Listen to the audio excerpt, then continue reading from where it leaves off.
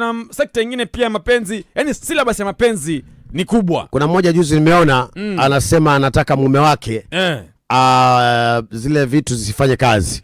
Yeye anataka kwenda Uarabuni kwa miaka 2. Kwa hivyo anatafuta mganga zile vitu zisifanye kazi mpaka aende Uarabuni, alafu akirudi zifanye kazi. Aregeshe kwa mganga ziregeshwe. Zitopolewe, inaitwa kutopolewa. Kuna mpaka mimi naenza topolewe, yani atopolewe baada nisharudi baada ya miaka 2. Kuna waganga wa kupeleka tu Saudia. Sijui kama amekuwa maagent huyo wa kufunga vitu zisifanye kazi. Wewe lazima wewe mjanja, maana anaweza kapiga kamwambia sasa saa hizi ngoma tayari, wewe nenda usiogope. Alafu akishaenda anampigia yule jamaa ambaye sikiza mimi hakuna kitu nimefanya hapo, piga kazi kama kawaida. Mkeo akirudi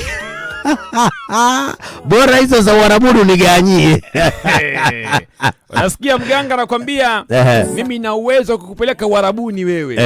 Na mganga mwenyewe asirima hapo nyumbani. Hapa kuna wimbo wa Fikiweni unaitwa Wapo. Anasemaga yeye ushangaga waganga wana uwezo wa kuruka na uteo. Wakaingia kwa nyumba ya mtu, wakafanya vituko na wakatoka. Mbona wasioenda